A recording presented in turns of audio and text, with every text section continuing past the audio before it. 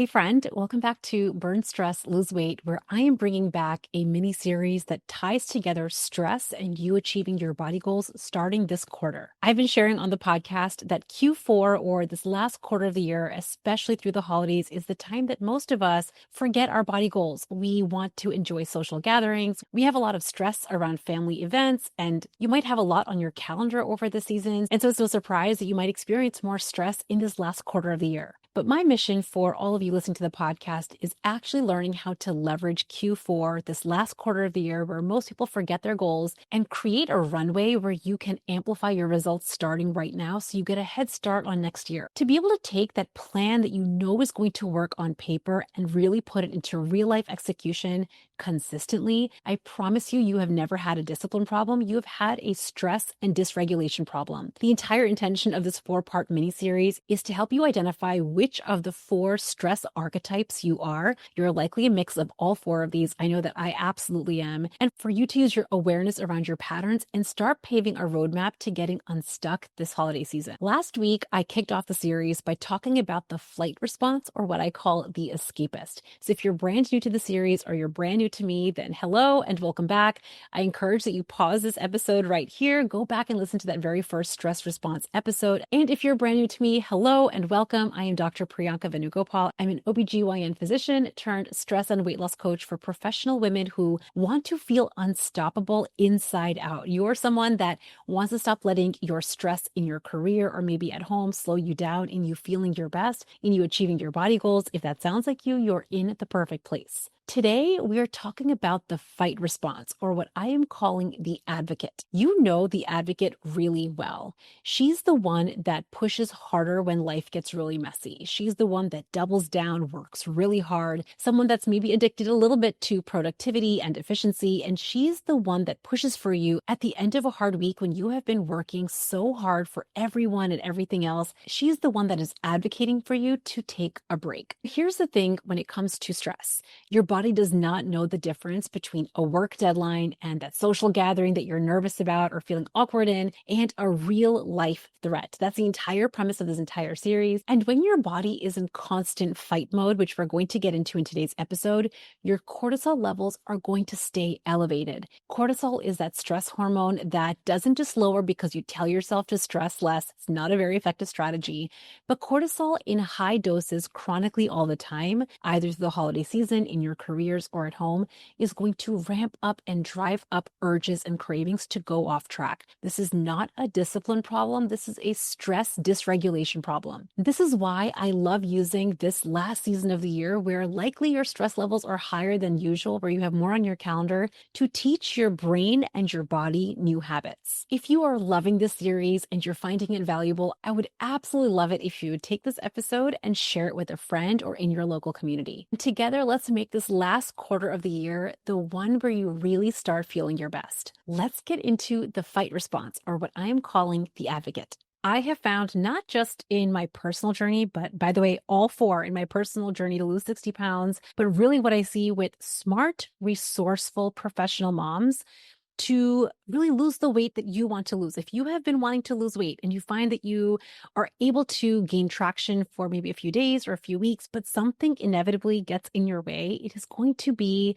one of these 4 stress types. I have talked with so many of you over the years, and I have asked you one very important question, which is, what do you think is the number one barrier to you hitting your dream body goal? What has it been in your experience? And not only to lose the weight you want, but to maintain your results for a lifetime. And after talking with so many of you, there is one word that I have heard you all say back to me time and time again, and that is consistency. I tell my clients in the Unstoppable group this all the time, but to dial up the volume on weight loss consistency, to see your results on the scale really be what you want them to be week after week after week, you have to become first deeply aware of what has gotten in the way of your consistency. I want this podcast series to be where we get to open our eyes wide open, and I want you to be able to wrap your arms around exactly what has created inconsistency. There has to be a reason. It's not at all because you're just not disciplined. That's not a reason. It is going to be one of these 4 stress types. The 4 stress types that I'm focusing on are centered on fight, flight, freeze, and fawn, or the way that I'm describing them on this mini-series, the escapist, the advocate, the procrastinator, and the people pleaser. Understanding your stress type, whether it is one or a little bit of all of these, if you're anything like me, is going to be one of the 3 essential steps that you need to not just hit your body goal, but for it to last a lifetime. And on this podcast, one of my missions for all of you is that you are able to lose the weight you want and maintain it without the fads, the gimmicks, and the quick fixes. 2 weeks ago, I started this mini series where we are diving into the 4 stress types. Why is it that smart, resourceful, really brilliant women ever sabotage their weight loss strategies? Why do we ever get inconsistent? And we have been really diving into the pieces that are really essential to understand why unmanaged or unchecked stress is getting in the way of you hitting your goal. I also did share this last week. So if you have not yet heard those, I recommend pausing here and starting there so you have a good foundation. But stress on its own is not a bad thing. Actually, some amounts of stress are very appropriate and actually really healthy to have for living your normal life as a very busy human. It gets you out of bed in the morning. It gets you paying your bills on time.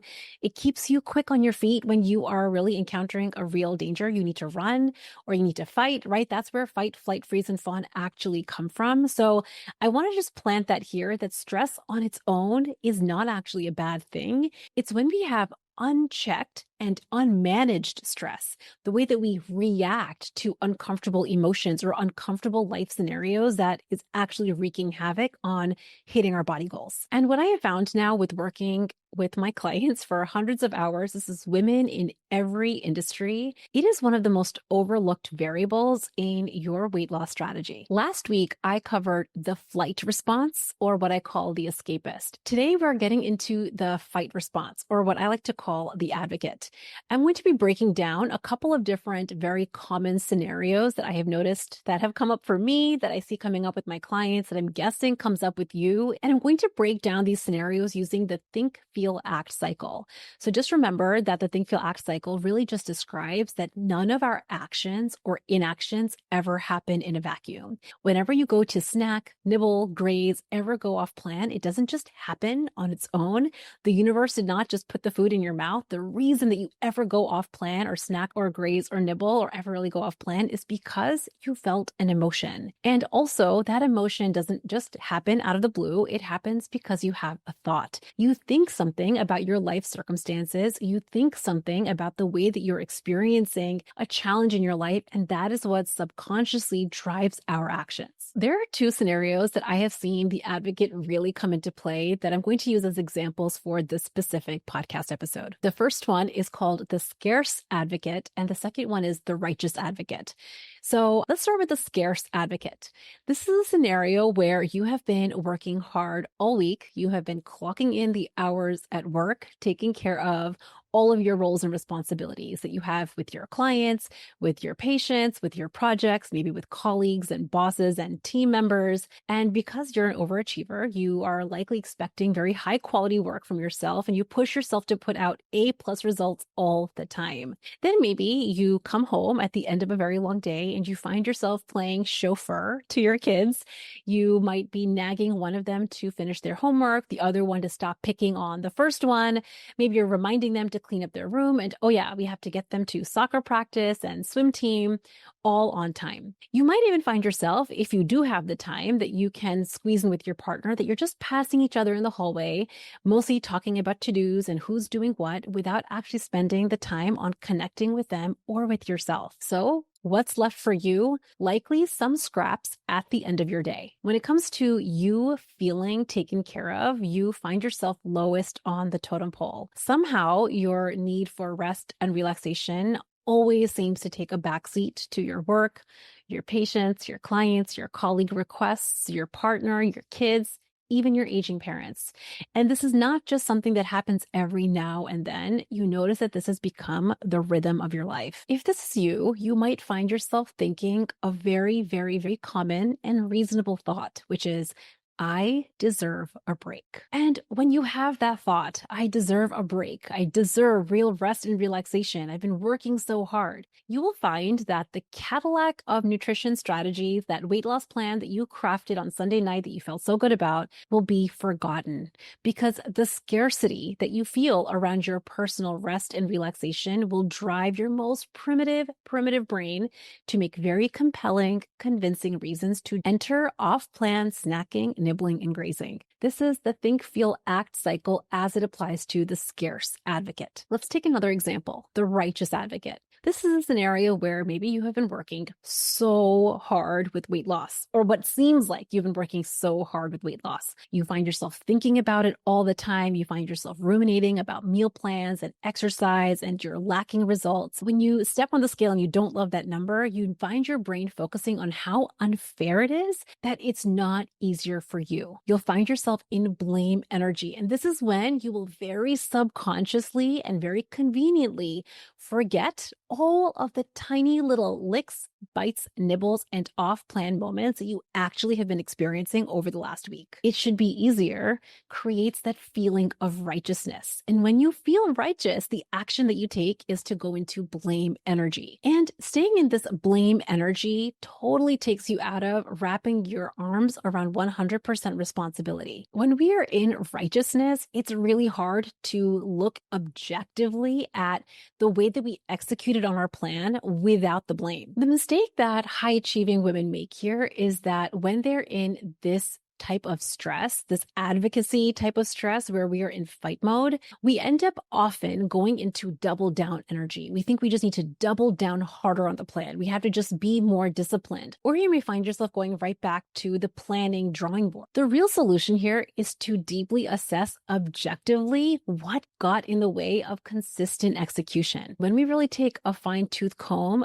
through the actions that you took that took you to snacking and nibbling from that blame energy, we will find that it was a thought you had about your life or your food plan that was laced in scarcity or righteousness. Here's what happens when we stay in the I deserve it or it should be easier, think, feel, act cycle. We know the actions you're going to take, right? The actions are you snack and graze and nibble and you go off plan in little or big ways, sabotaging consistent weight loss results. But also, there are 6 more things that are happening here, things that you are not doing that's contributing to you staying in the stress cycle. Now, if you identify with any of these, you're not alone. I have literally done all 6 of these. The very first one, if you feel scarcity, like I deserve it, I'm not having enough rest and relaxation, I deserve a break. If you're noticing a lot of scarcity around your life and around your rest and relaxation, most of the time you will find yourself not addressing the root of your scarcity.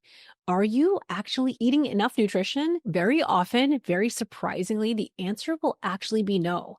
But instead of solving this more deeply and really looking at the structure of your days and your weeks and really assessing whether you are getting enough nutrition, you'll find yourself doing the random grabs, snacks, and nibbles. I cannot tell you how often my clients start losing weight more consistently when they eat more of the right nutrition. Number 2, when we are in the scarcity or righteous advocacy model, every time you hit an obstacle or a roadblock or the scale is up a pound, because of that it should be easier mentality, you will throw in the towel. You'll make putting in your full effort a problem because you feel like it should be easier. Number 3, you will not normalize that sometimes it is very normal and necessary to do the tedious work. This is not all the time. It's not that weight loss has to be tedious all the time, but there are going to be certain seasons, depending on where you're at, that there is some tedious work. There is some tedious weeds that you have to pull to gain momentum on the scale. And when we are in scarcity or righteousness, we're going to be completely blocked from being really committed to doing the tedious work. The 4th one, weight loss feels consistently hard and full of deprivation. This speaks more to the scarcity model. So the first piece is whether or not you're eating enough, but the other piece that we were learning when we were in that think, feel, act cycle focused on scarcity is your brain has learned that food and alcohol and snacks and nibbles and grazing is the only way for you to feel satisfied, for you to get pleasure, for you to get joy. And when we have attached all of that to food. We've given food this role that it was never meant to have. The idea of saying no to snacking and grazing and nibbling, even when your body's not hungry, is going to create so much deprivation for you. So if you think about weight loss and immediately you're filled with dread, we know that this is a part of your work. Number 5, one of the things that we don't do when we stay in the scarcity model and the righteous model is we don't develop clear boundaries and structure that prioritizes ourself, our rest, our pleasure, our relaxation, our proper nutrition at the very top of the totem pole. This is where you're going to find yourself continuously chasing and running after your rest and relaxation, and food and alcohol is just going to be a really quick way to get there. And the last one, this is one that I just see coming up time and time again. If you've been the advocate, whether it's with scarcity or righteousness, you might even notice that this transcends weight loss. You might be feeling these emotions in the workplace, with your kids, with your partner. And the reality is, when you go into fight mode, we're just acting from our most primitive, basic desire to be safe and taken care of. This is a normal stress cycle response. Going into fight or freeze or flight or fawn is a normal stress cycle response. But the reason that we are ever experiencing any of these stress cycle responses is because a part of our brain believes that our safety is being threatened. So the pathway out of all 4 of these stress cycle responses is to create a feeling of safety. I can tell you, because I have tried it this way, there is no way to reliably create lasting weight loss results while you feel scarcity. And I don't want you to waste any more of your time grabbing another plan from the nutritionist. So instead of just focusing on doubling down and making a new plan, let's talk about how to walk out of any stress cycle response using what I discussed last week, the ABCD bridge. A, I want you to practice becoming aware of your thoughts that you're having about your life, about your real life circumstances with the workplace, at home, with your kids, with your roles and responsibilities, that is driving you to deprioritize your rest, your relaxation, your body goal. When we can start to become aware of those thoughts that are creating your scarcity, you're going to start to activate a different part of your brain. B is to breathe. I like to think about breathing, and you can really do any type of grounding exercise, but it creates a natural pause. So when you're feeling that scarcity or that righteousness, instead of going right into your autopilot mode, which is just to, screw the plan, have lots of effort moments, just throw in the towel, not put in your full effort, I want you to just catch it with awareness, start to pause, and really activate your most adult evolved thinking. Breathing and pausing, getting outside, really grounding to nature. Again, just introducing 1 to 2 minutes where you create a space between the thoughts you're having and the actions that you're taking is really going to help you mindfully consider what you want to do next. C is courage. I want you to imagine that it was possible for you to feel any uncomfortable emotion. So even if you feel scarcity or righteousness or any uncomfortable emotion that drives you to go into a fight response, practice allowing the emotion without reacting to it. This is going to take courage, because for those of us who are not used to allowing uncomfortable emotions, we're used to numbing, distracting, really just trying to take a break from all of those uncomfortable emotions. This is going to be the hardest step. But just practicing with some awareness, taking a breath, taking a pause, and really practicing courage, allow yourself to practice this skill and talk yourself through it. When you're feeling uncomfortable, when you're feeling an uncomfortable emotion, you don't have to grit your teeth with willpower to get through that uncomfortable emotion. Talk yourself through it the way that you would talk through a really young child. Have your own back, be gentle with yourself as you feel uncomfortable. And step 4, do it anyway. This is where you are going to create massive results for you on and off the scale. When you feel uncomfortable, practice the awareness, take a breath, allow the emotion, and just follow through anyway. One of my clients was just sharing, just following through on the plan the way that you said you would is actually very not dramatic. It's actually quite simple.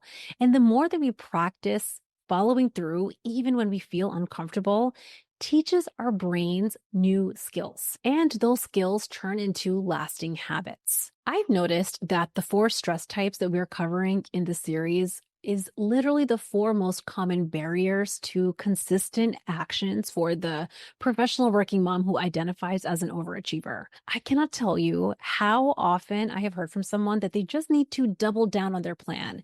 They just need to be more consistent or be more disciplined, or maybe introduce a really extra long intermittent fasting window or cut out the carbs. Most often, if you're one of my clients, you'll hear me say that yes, you need a nutrition plan in place that will make you a fat burner, but what you really need more than that is how to follow through on that plan consistently. And the way that we do that is what we're doing in this series. We're catching the real reason that we ever go off plan. One of these stress cycle responses. Everything that I'm sharing in this mini series and on this podcast is truly something that I have personally experienced myself. It's not just theory that sounds good on paper. It is really something that I have personally experienced in my journey of losing a little over 60 pounds.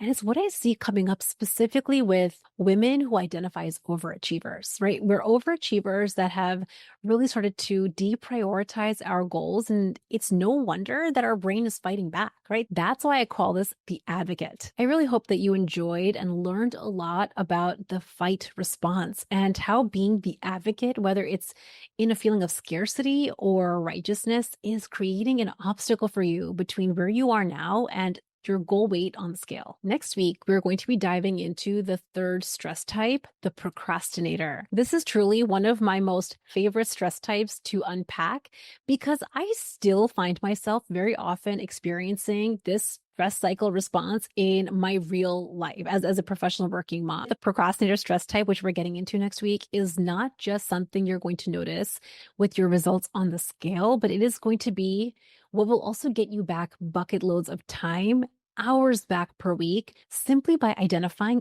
this stress type. Thanks for spending this time with me on Burn, Stress, Lose Weight. This podcast has seriously been one of my most favorite parts of sharing story, strategy, and science with professional women who self-identify as overachievers. I hope that you're walking away from today's podcast episode feeling a little more full of possibility. I promise that you don't need perfect circumstances in your life to feel unstoppable inside out for you to achieve that body goal that would help you feel your best. And with the right strategy and support, getting there is inevitable. This four-part series really touches the heart of what gets in the way for overachieving women to achieve their weight loss goals, and I'm so glad to be sharing it with you. I have also been teasing a project that I've been working on now for many, many months. I'm going to be sharing some behind the scenes of this project over on Instagram. So if you're not yet following me, head over to @BurnStressLoseWeight over on Instagram so you can get a hint of exactly what's coming. Burn, Stress, Lose Weight has a new chapter on the horizon over the next few days or few weeks, depending on when you're listening to this episode. And I cannot wait to share this bold vision that we have for our mission moving forward. If you enjoyed this episode and you're loving this series, share this episode with a friend. And if you can take a moment to leave a rating and review, I would be so grateful. Come meet me over on Instagram, take a look at the sneak peek so you get a little idea of exactly what's coming, and I will see you in next week's episode.